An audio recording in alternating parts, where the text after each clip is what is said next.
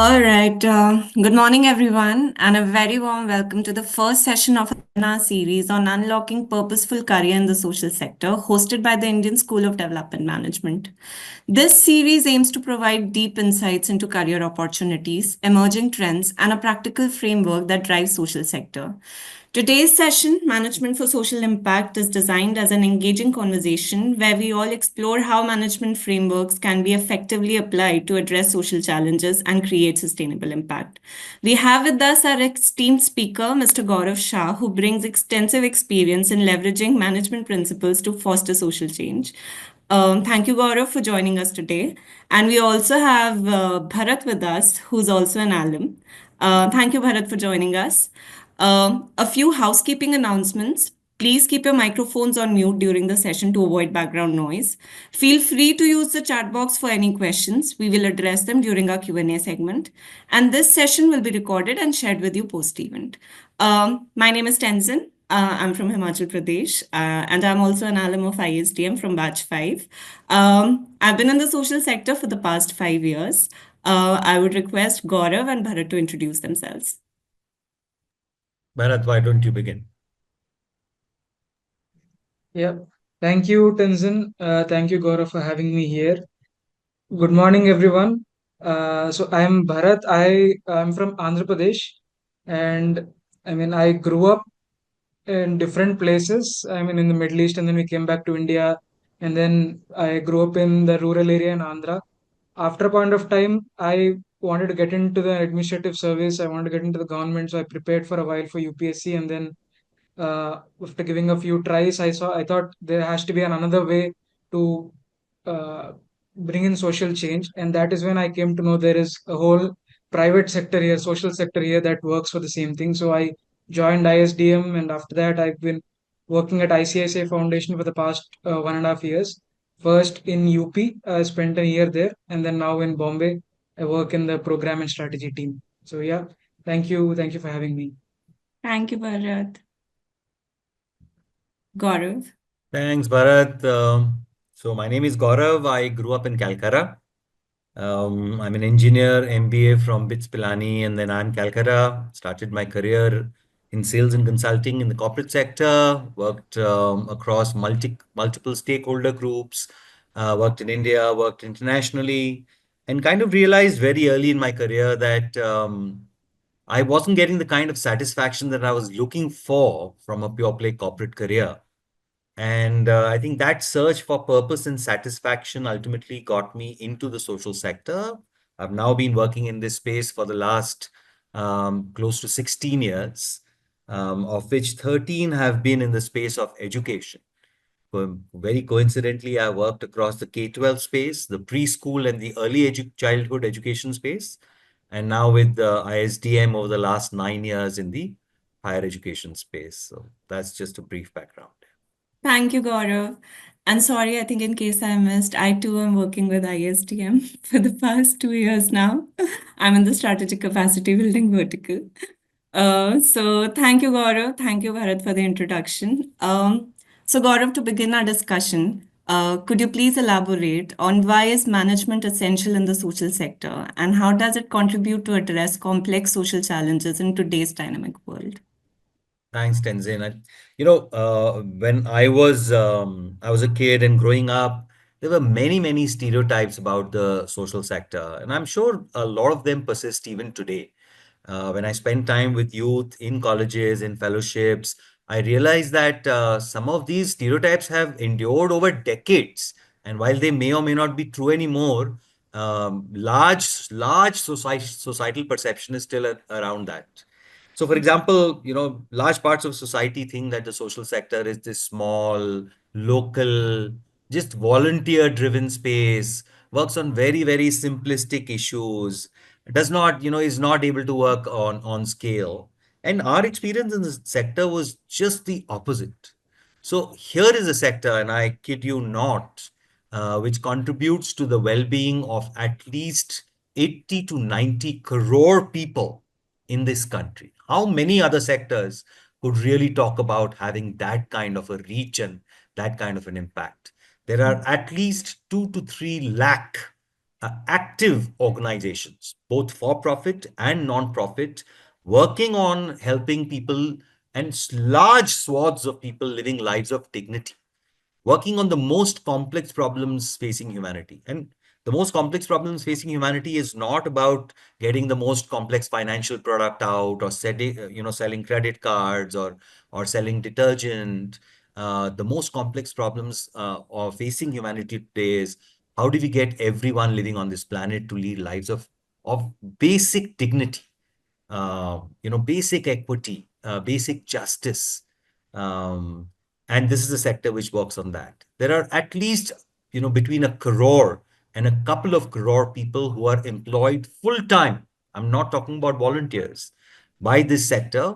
And as a sector, we manage close to about 15 to 20 billion dollars of just private philanthropy every year, and are in a position to influence close to $300 billion of government money, which is being spent on issues of social change. And all of these numbers I'm talking about are just India specific.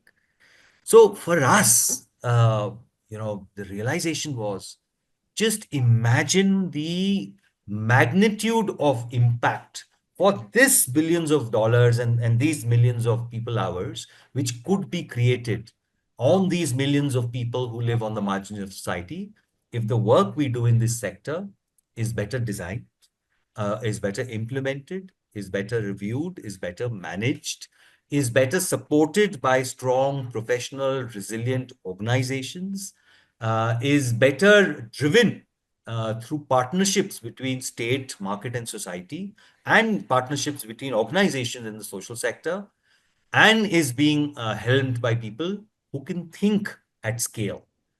We do amazing work as a sector in small pockets, but how can we do the same work at large scale? And I think that for us was the basis of saying, hey, the sector does need management.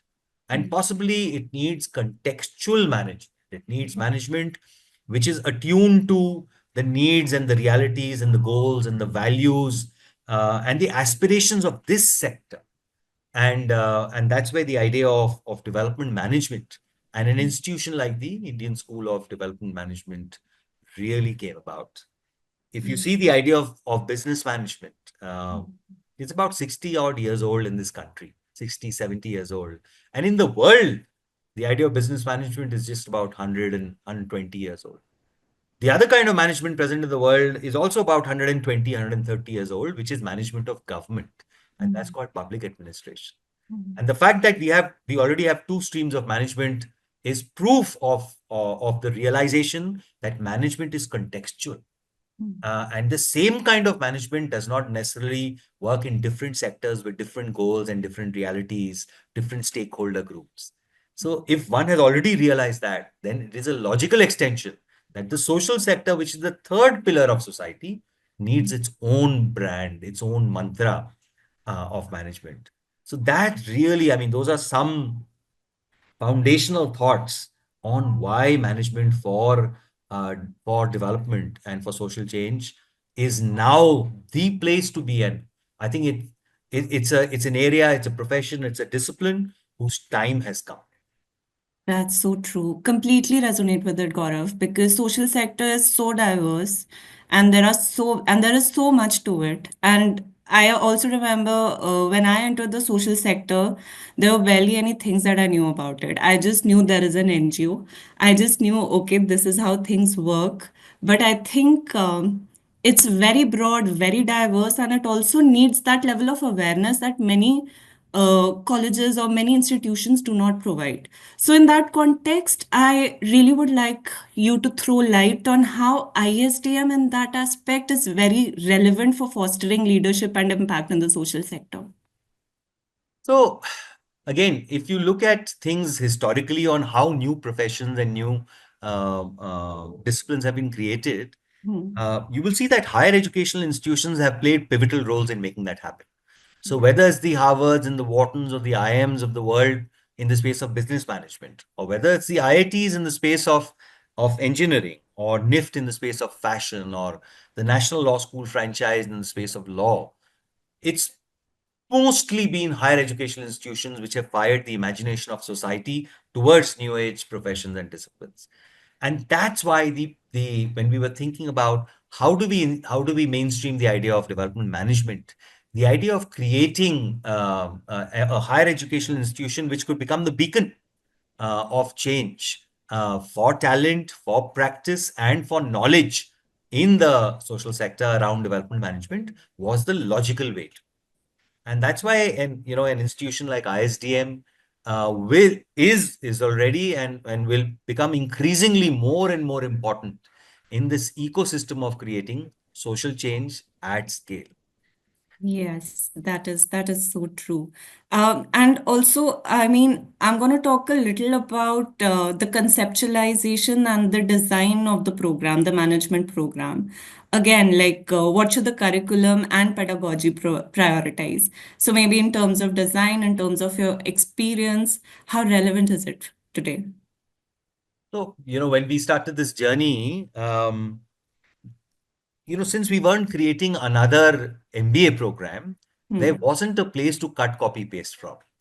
Yeah. And I'm sure all the young people in this call know what cut, copy, paste means, right? So there's so much of that happening in the world today, and with Chat GPT, you don't even need to do that, right? So Hmm. many things are being cut, copied, and pasted for you and readily available. But when we started this journey, we said there isn't a program like this in the world today.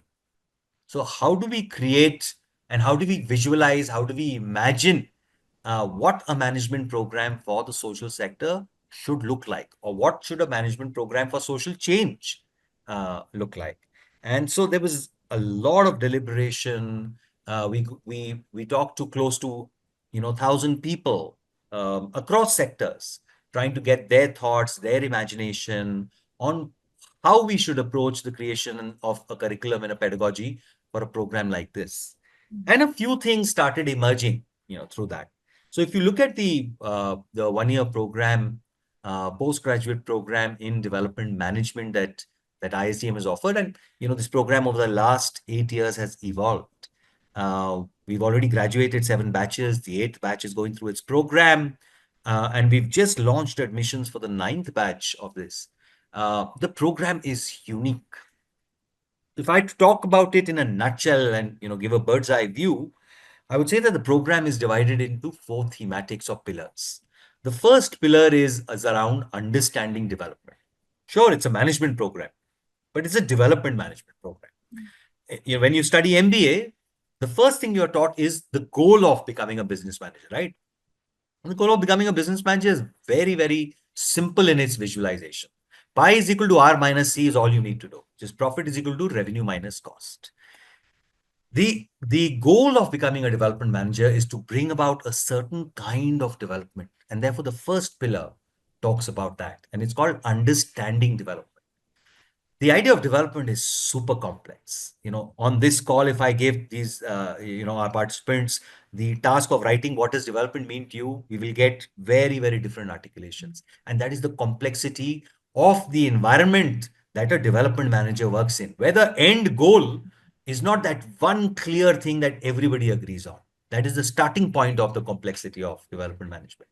So the first pillar talks about what is development, understanding development from multiple perspectives through the eyes of different stakeholders, understanding the role of the government, the role of the corporate space, the private sector, the role of the social sector, starting to look at social issues, through a systems thinking lens, etc.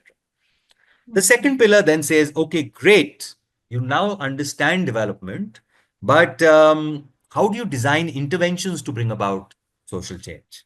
And so you start analyzing not just issues, social issues, but social solutions through a systems thinking lens. You start understanding root causes of why these social issues exist.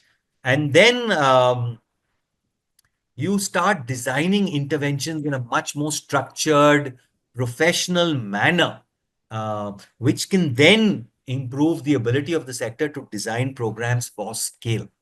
That's the second pillar, which is really understanding interventions. You start articulating assumptions around your theories of change. You say, okay, this change will happen if I do A, B, C, D, E, and this is my assumptions on why A, B, C, D will increase. will cause the final impact. And you start becoming more deliberate about how to actually go about doing things like this. The third pillar then says, okay, great, you know development, you know how to design programs. Let's now start designing and building the right kind of organizations which can support work of this kind. So the core leadership and management portion, from understanding governance and compliance to understanding strategy, to understanding financial management, people engagement and management, communications, behavior change, fundraising, knowledge management, tech for development, etc., etc.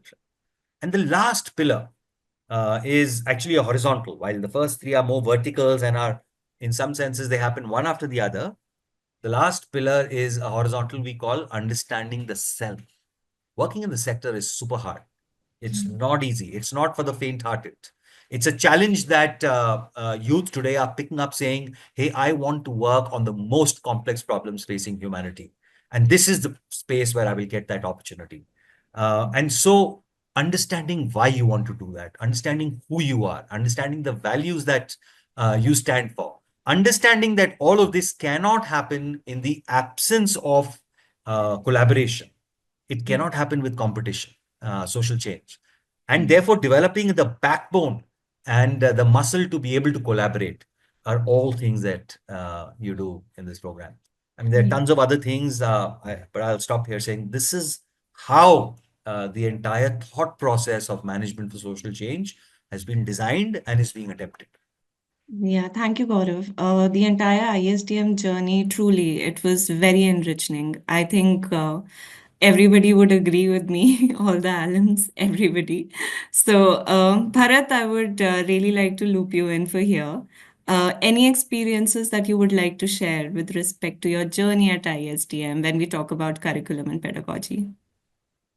Yeah, really well put, the different parts of our pedagogy. But I would say the most important part of this is how we connect each of those verticals is what is missing in other places, which is there here. How understanding development and the way you connect it to design, the way you connect it to the organization, the finance part of it, the marketing part of it, because you can learn about marketing anywhere.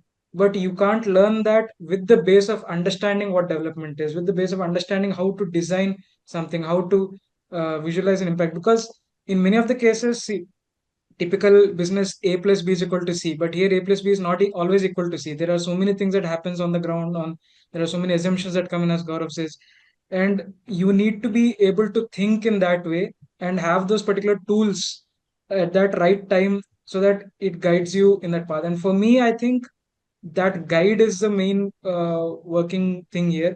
ISDM gives you those tools, gives you, guides you in that path.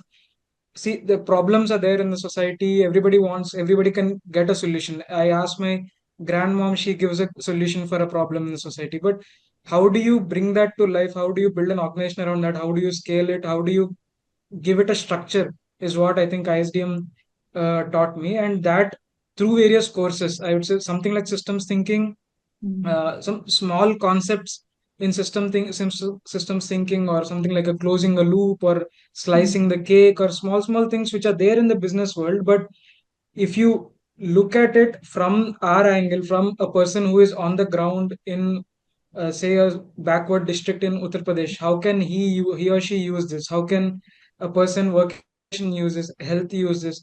This is diversity in terms of what we do as employees or as individuals, but diversity in terms of the problems also is a huge thing. How can, it's very hard to create one uh, structure for all the various problems that we're trying to solve.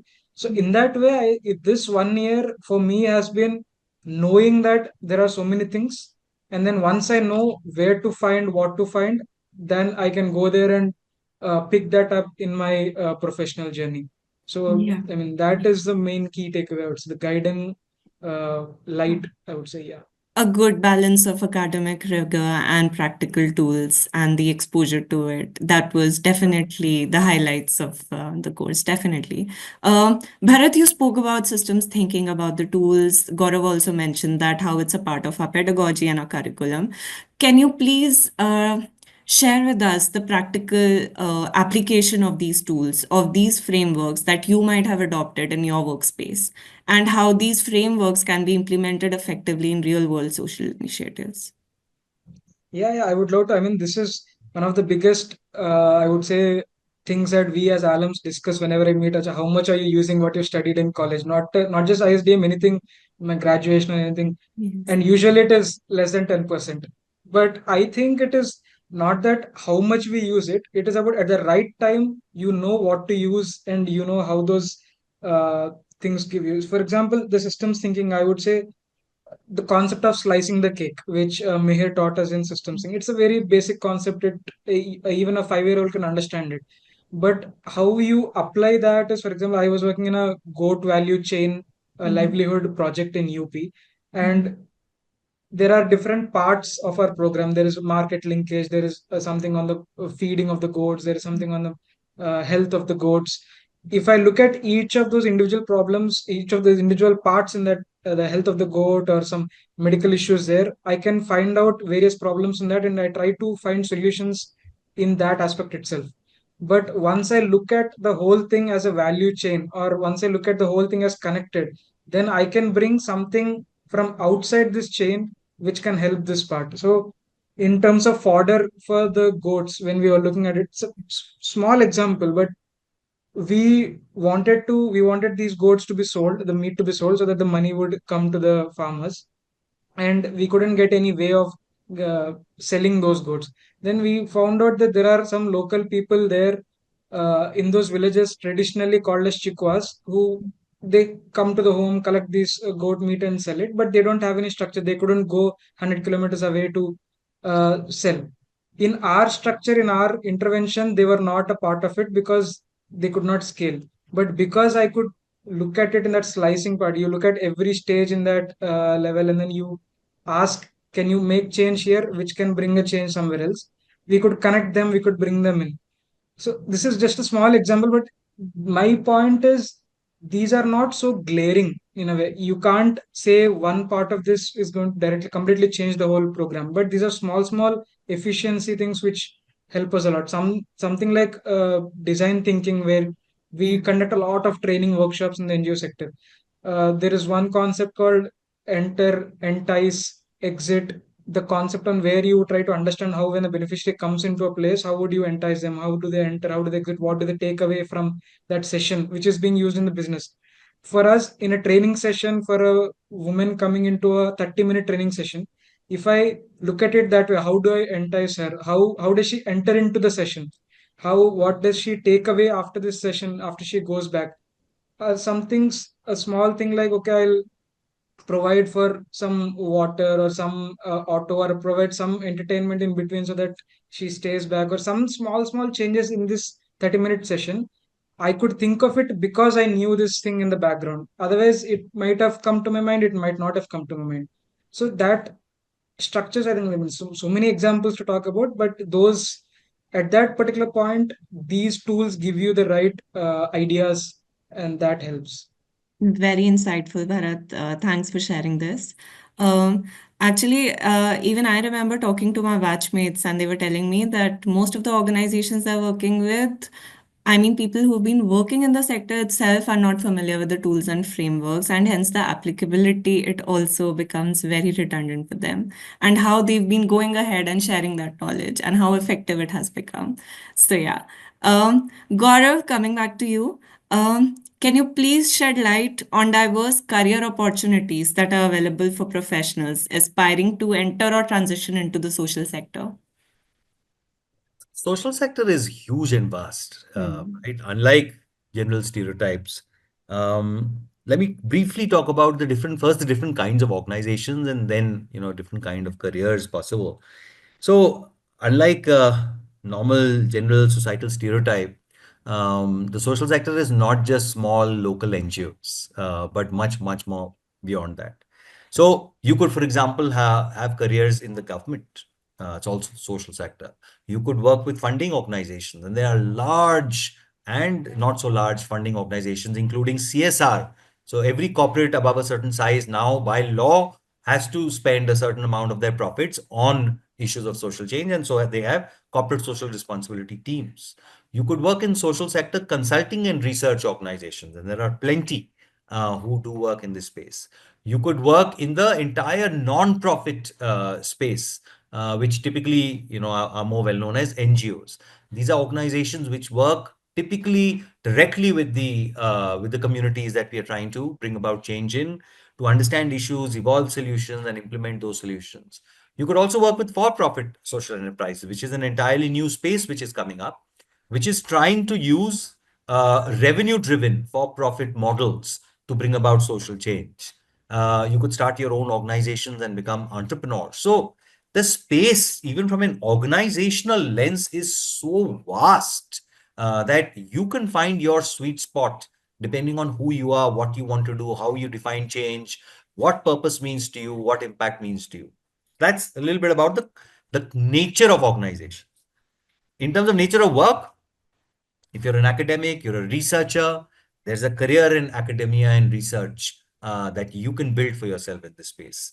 If you're someone who likes working on the ground directly with communities, you like to engage more directly with social issues, social work as a career is a space that you can look at. If you're saying, hey, I want to work at a more macro level, but I want to work on policies, work with the government, bring about change in policies, work on implementing them, make them more relevant, then maybe public policy is a space that you could work at.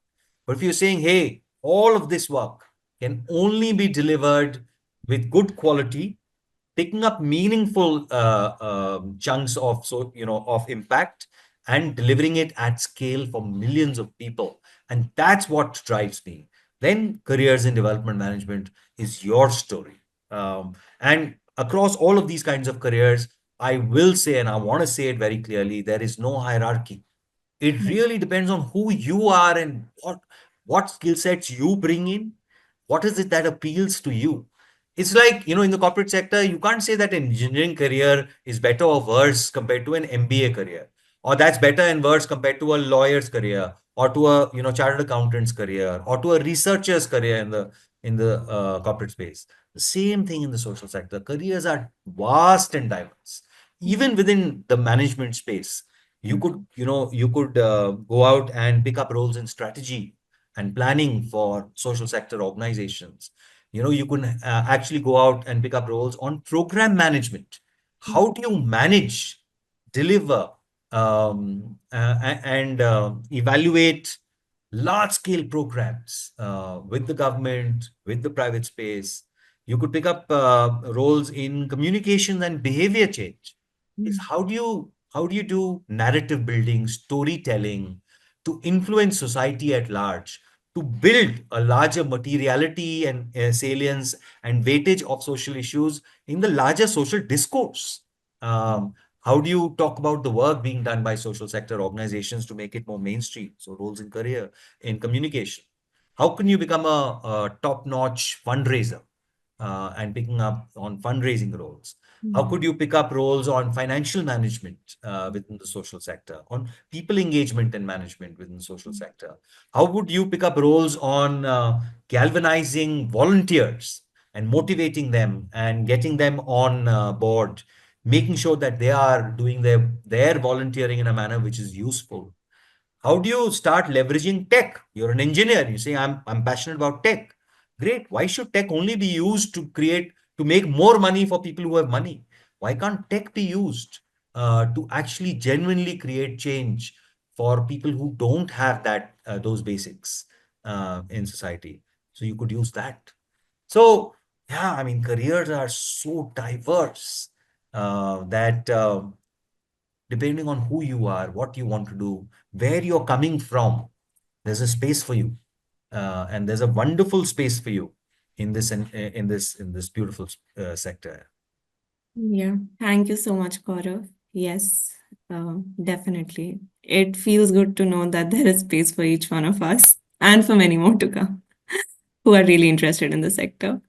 I would like to open the floor for questions from the audience now.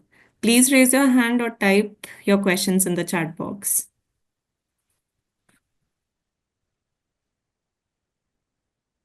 I think we have a question on MBA versus development management.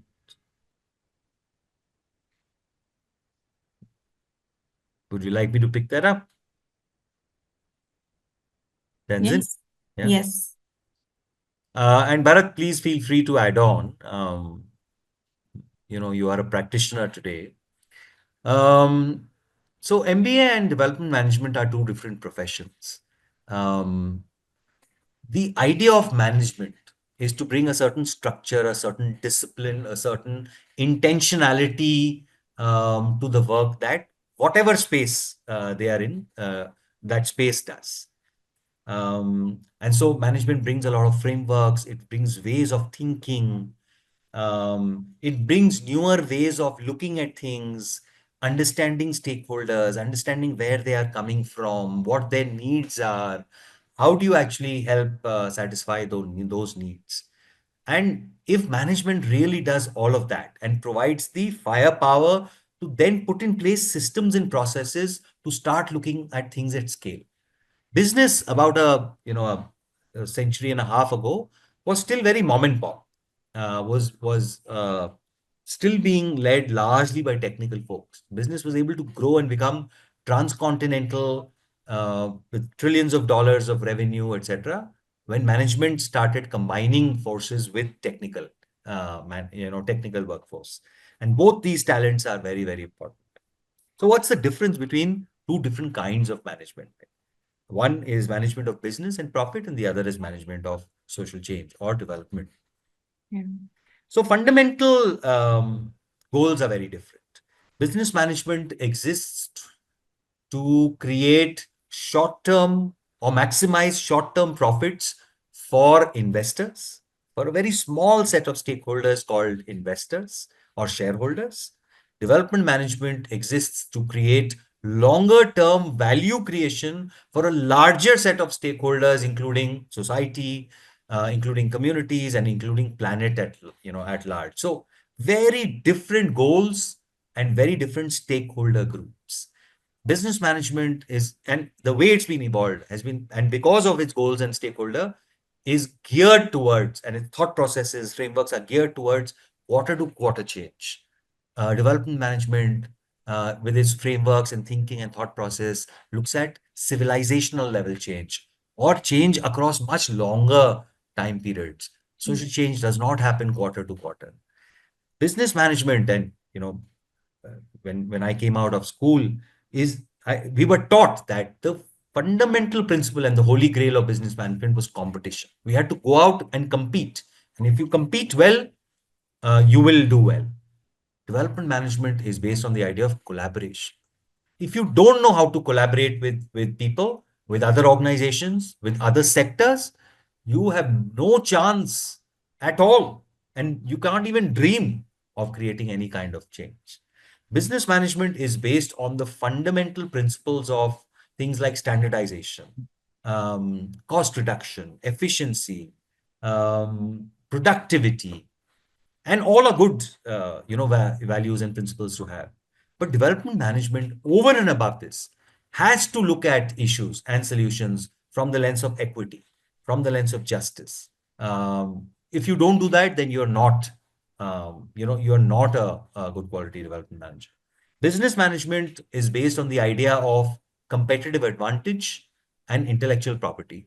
Is how am I different? What is my sustainable competitive advantage? What is my unique selling proposition based on which I will go out and compete and I will get larger market share? Development management is based on the idea of knowledge commons. It's not about me having something specific, but it's me having something which I can then share with the entire sector so that more impact is created. Because the goal of development management is not just growing my organization. The goal of development management is to create societal impact. So if your goal is that, then intellectual property cannot be a principle for you. It has to be knowledge commons. That's what I create. I will make sure that it's available to more and more organizations so that more and more impact is created. And therefore, it's not increasing share of wallet, it is increasing share of impact. That's very important. Business management, because of the way it was evolved, looked at people as resources, and therefore the term human resources. So we have physical resources, we have financial resources, we also have human resources. So we were not very different from money and chairs and tables. And so tools of motivation and theories and frameworks of motivation looked at the idea of command and control. Development management looks at people as individuals with agency.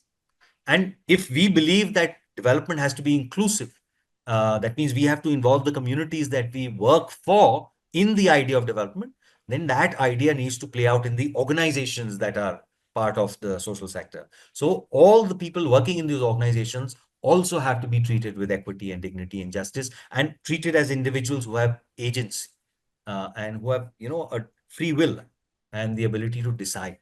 So there are so many fundamental differences between how the idea of business management plays out and how the idea of development management plays out. I hope that helps. I think it's Purnima, someone who asked that question. So the nature of the courses, the nature of the discipline, and how it plays out, its goals, its objectives, its principles, its values, are very, very different. Gaurav, while we're at it, maybe you can also share with us what it takes for an organization to be sustainable and inclusive when we're talking also about social impact in the long run. The idea of organizational development, and how it contributes to social impact in the broader context. Yeah, I think so. One fundamental understanding, especially in the social space and for the idea of development management, is organizations don't exist for themselves. Organizations exist to create a certain change outside. And so, if that change happens and the organization needs to cease to exist, that should be success. And that is not failure. If one goes into it with that thought process, then all of these fundamental precepts, which we generally accept as given, will go for a 6. Is the idea that, oh my God, I need to compete to get money. Oh my God, I need to build my own organization, my own team. And if that becomes a goal, then you're not there to create impact. So the idea of inclusivity and sustainability will happen once you shift your goal and your eyes, from saying me to us and to impact and to what I exist to do.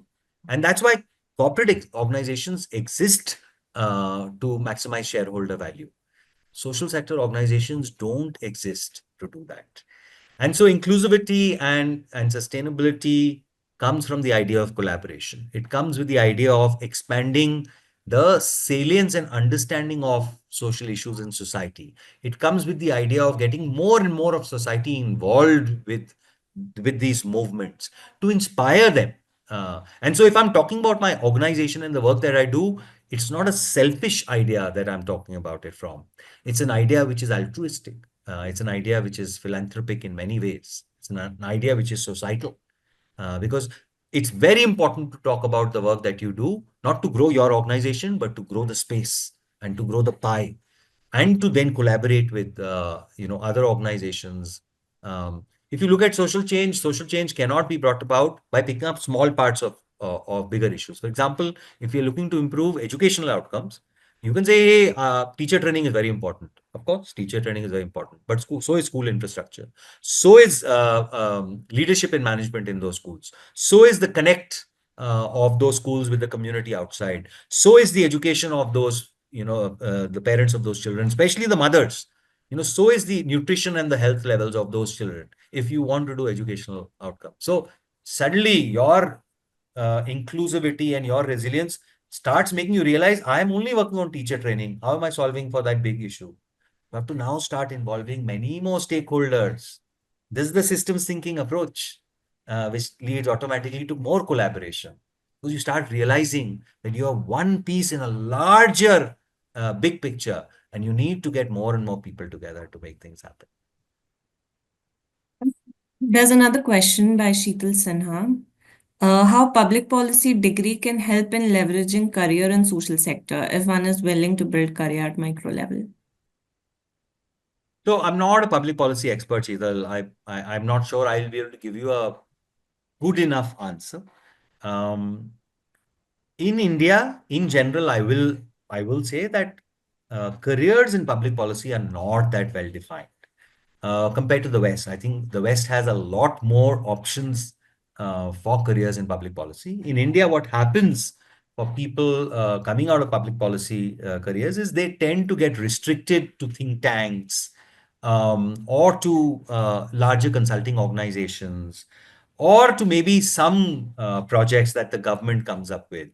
If you are looking to build careers at the micro level, working with organizations, actually getting your hands dirty, bringing about change, um, public policy career degrees may not be the most relevant for you from that lens. That would be my top of mind thought. But again, my request to you is go and study the curriculum of the courses that you are looking at. Talk to the alums of those courses, see what they are doing, see what that curriculum will prepare you to do, and then take a call. Which is why, even with the idea of Yeah. development management, me saying something is one thing, but somebody like a Bharat or Tenzin, both of whom are alums of our postgraduate program, they're talking about the practicality and how that program was transformational for them is really proof for the pudding in the eating itself, right? And not the making of it. But Bharat, I Yeah, want to add more yeah, to on it. public policy, yeah, I mean, see, as we discussed, this is vast, social sector is vast. There's no one particular thing in public policy. We work a lot with the governments. There are NGOs working with the governments, and there are government recruiting consultants also to work on social issues. I mean, we get these kinds of recruitments done almost every the other day. I was looking at Niti Aayog and all these organizations picking up people who have experience in this space. So I would say public policy degree would help you if you choose the right thing in social sector that you want to work at. You can't go in a fundraising job having a public policy degree. But if you work with the right people, if you work with the right organizations, there are there are many ways which a public policy knowledge that you have can help with somebody that I can't do with an arts degree or an economics degree that I can't do, and which is very needed for a social sector. So you could look at a lot of these research organizations, a lot of government, the organizations working with the government or directly inside the government, which is part of the social sector, which can work. But again, as you said, if you're talking about micro level on the ground, then this wouldn't directly be useful. But if you're thinking about working at ISDM, ISDM is one place where it doesn't matter if you're a public policy expert, if it doesn't matter where you're coming from. You could be a doctor, you could be an engineer, you could be a lawyer. This gives you those basic tools for everything. So after post ISDM, you could use both your public policy knowledge plus the general knowledge that you get at ISDM, and then that can help you do anything. Me coming from a economics background, public administration background, is nothing has nothing to do with what I'm doing today. But ISDM gave me those tools which help me now. After ISDM, I can use my background in the way that I can help in my organization. So that is one thing that I would feel in public policy. It is very, I mean, it is a good space which can be used for social sector. And the other thing is, other point on the MBA part, I feel like it is what do you want to do? It is not about MBA versus development management. As an individual, do you want to work in a for-profit business? Do you want to work in something which gives social impact? That is a bigger question for me. And if that can be answered, then the path is clear for me. I mean, it's not a choice between some ISDM or ISB. It's a choice between what do I want to do in my life. If I want to do social change, if I want to work in something which has values, which has empathy, which has emotion, it's not about numbers, it's not about earning money, it's not about the bottom line profit, then it's clear for me. It's clear that this is the path that I'm not talking about ISDM, I'm talking about development management as a path. And for development management, obviously, as you can see, this is, I mean, the topmost university.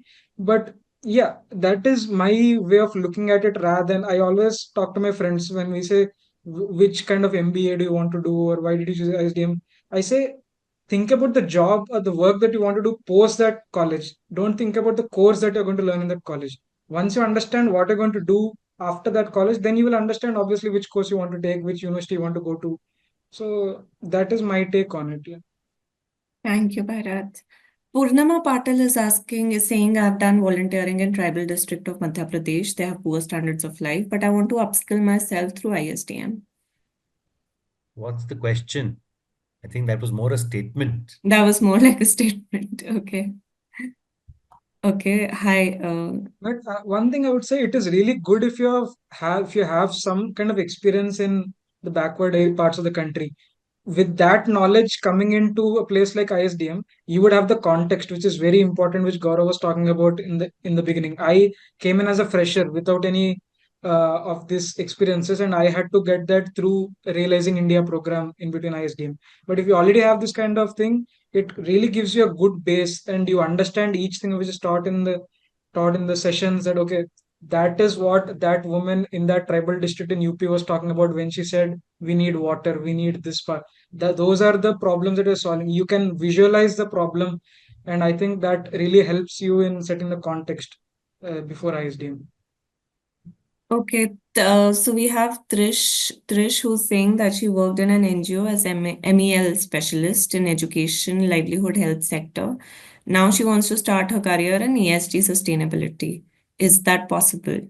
If yes, from where to start, which degrees are required, and to shift career from education to ESG? Krish, that's a great question. I think the first thing to realize is that a lot of people who've worked in the social sector and have worked in one particular space understand the sector from that particular space. So at times it's very, very important to start upskilling oneself to first understand social change at large. A lot of people who come to ISDM and a lot of our students are people with work experience. So we have three kinds of people. We have freshers. So Bharat was a fresher. We have people with corporate experience who come in, and we have people with social sector. And the experience ranges from 2 years to 10 years and plus as well.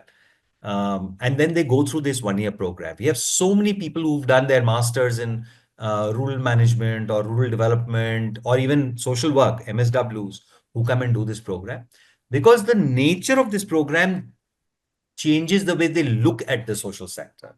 People come in with very clear thoughts, and this is what I want to do, but they go out with a very different thought that maybe I thought I want to do that, but really now that I understand the larger space better, I'm able to look at things from a very different lens. I'm able to expand my own worldview of what I want to do. So if you are at a place in your career where you feel you want to change, and today you might feel it is ESG, but little that you've written about yourself, I would say it would really help to go through a more holistic management education in the development space before you take a call on what else you want to do. A lot of people from ISDM, for example, go out and work in spaces like CSR, spaces like social change consulting, social change funding, etc. But if you're very sure that ESG is what you want to do, then maybe the ISDM program may not be the correct fit right now. I think over time we will evolve more and more programs which have a ESG focus. I won't say that our program currently has an exclusive ESG focus or there is a lot of people going to ESG. IIM Lucknow, I know, has a program which focuses more on the idea of ESG, and I'm sure others have as well, because ESG today is still a very corporate idea. While it should not be, ESG needs to be a more society and societal driven idea, but unfortunately, it's become a very corporate idea. So people who are offering courses around ESG, unfortunately, are also business schools. So you should look at IIM Lucknow and maybe look at some of the others and see if that's I have a small take on this. So on ESG and sustainability, I would say ESG sustainability is more about the internal part of that organization, and all the work that you're doing on the ground on education or NGOs, all the social impact are, as you say, social impact. It is for others, an organization. So ESG is like a hot topic now. You're getting good salaries. People say, oh, it's a good job. But do you really want to work towards social impact? Then that is, I think, it's a bit different. Sustainability and ESG is more on governance. It's more on efficiently using the internal resources that you have in your organization so that it can help better the environment or the governance structure. It is not about some third party, so some beneficiary who is outside the organization you're working for other people. So that is one clear distinction that I would say when you're looking at ESG and sustainability. The other one I would say is whether you can go into Asian system. Yes, obviously you can go. I mean, having a good knowledge on the ground on what the problems are will help you. But I would agree with Gaurav. ISDM's course is not a specialization on ESG or sustainability, but you would get an understanding on what all are there on the plate. Now you would think about ESG because you know a little bit of ESG or sustainability. You have somebody working there, but ISDM will give you that whole view. Okay, there is so many things on the plate. Then I came in thinking I want to get into ESG. That is what I'm saying. But now I'm not in ESG because this is the main reason. That is not. It is an internal thing. It's not external. It's not a social impact thing. So that's just my view here.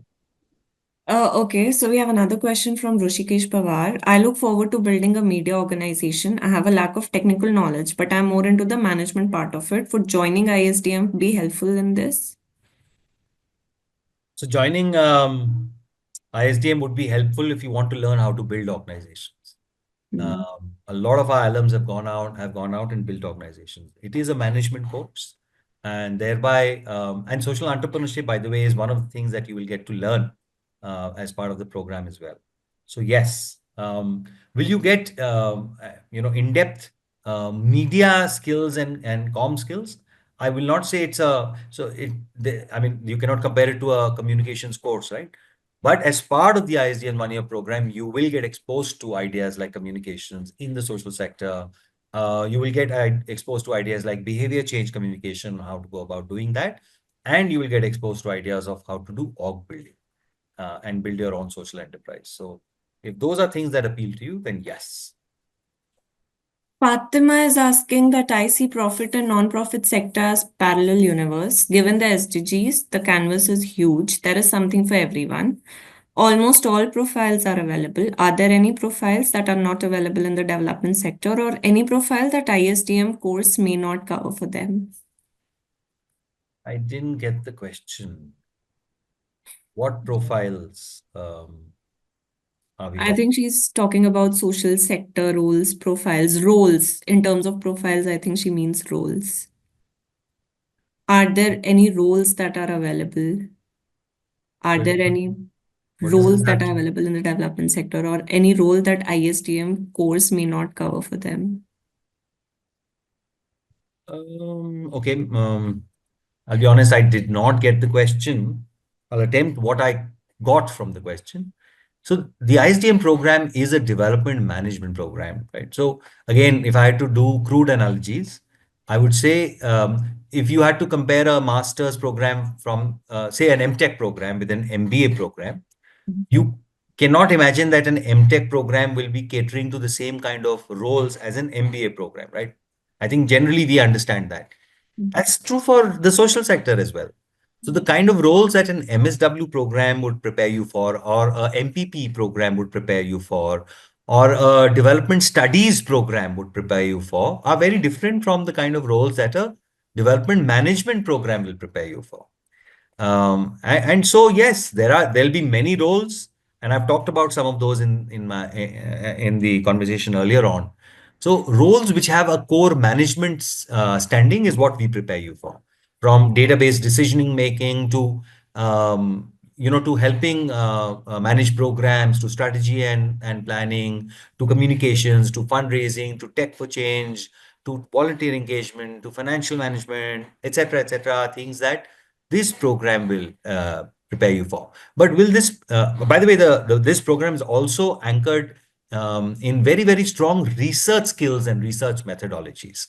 But is this program the best program to do if you want to become a really in-depth professional researcher in the social sector? I don't think so. I don't think our program, or is this program the best program if you want to become an education expert or a health expert or a nutrition expert or a natural resource management expert? No, there are many other programs. You should go to a TIS.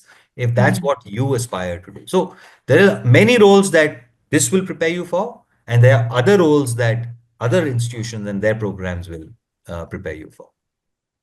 Okay. Thank you, Gaurav. I think we're done with the Q&A. I mean, it's time. It's time to wrap up now. Any last Anyone else? Maybe one last call. Any last question that anyone might have? Otherwise, we'll probably do closing thoughts. So, Bharat, maybe closing thoughts for you, and then I'll add a few. I think we got a question just now. How do you overcome the barriers of a previous contextual work experience, which many of the conventional social development organizations in the country insist on, for people who have different educational slash professional backgrounds and feel purposeful for social sector work? Yeah, I think this is a very relevant question. I can answer from my experience. People come with different backgrounds, different contexts. We have lawyers, doctors, engineers. I come from an economics background. And overcoming those barriers, I wouldn't say it is overcoming those barriers. I would say it is aligning them or using those to your benefit. And I'm not sure, you said organizations insist on, conventional open organizations insist on having different professional backgrounds. But I feel, see, ultimately, this is whatever you bring in to the sector, everything can be used for the social sector. You can have a law degree, and then you have NGOs and you have organizations where they need legal support. There is a lot of compliance support needed. There's a lot of whatever you bring in with the kind of tools that you use here, that you learn here. There is something that you can do in the social sector space. Like we spoke about public policy, we spoke about economics, we spoke about any other thing. So I think that is not a negative that you have to overcome. It is a positive which you have to use, and which will give you the niche, or which will give you an edge over other people. And that is what I would view it. I wouldn't say you have to overcome anything. You bring that in, you blend it into what the tools that taught here, and then you become a person on your own, which some your other colleague can't be at ISDM. And that is one of the big things in at ISDM, that huge diversity. You have people coming from all kinds of geographical backgrounds, with languages, with their different contexts, as you said, professional context. And the blend of all of that is what makes this the most important. I think the first day in ISDM, you Gaurav always talks about, we list down the languages that from the students that are there, and it's always above some 30, 40, I think. So that is something which is a positive for you, and that is something which you learn from everybody at ISDM also. So yeah. We're really short on time now. Last closing remarks, Gaurav and Bharat. So I think for me, the closing remark is that unlike social stereotypes that only a bleeding heart is required to work in social space, um, this social space requires professional preparation. We owe it to the communities that we are looking to work with and work for, that we prepare ourselves professionally. We understand what we are getting into. It is not common sense. It's not just common sense. And that is where I think more and more professionals who are well prepared in whatever space you want to be, please go out, enter and engage in higher education, pick up the right courses, prepare yourselves professionally. You owe it to yourself, and you owe it to the people that we're working for. I think that's the parting thought. This general thought that, oh, this anything goes in the sector, uska time chala gaya hai. That's gone. And if you want to do that, then we will be cheating ourselves, and we'll be cheating the people we work with. So I think that's the parting thought that I want to leave this audience with. Thank you, Gaurav, for sharing your valuable insights today. Thank you, Bharat. I'm sure our participants have gained a deeper understanding of how management frameworks can be instrumental in driving social impact. We appreciate all participants for their very active engagement and thoughtful questions. We hope you found the session very enriching and insightful. Our next session will focus on pitch, purpose, persuade, and prosper, fundraising without the fuss. It's scheduled for 15th February 2025 at 11 a.m. Stay tuned for more details. Thank you once again and have a great day. Thank you all.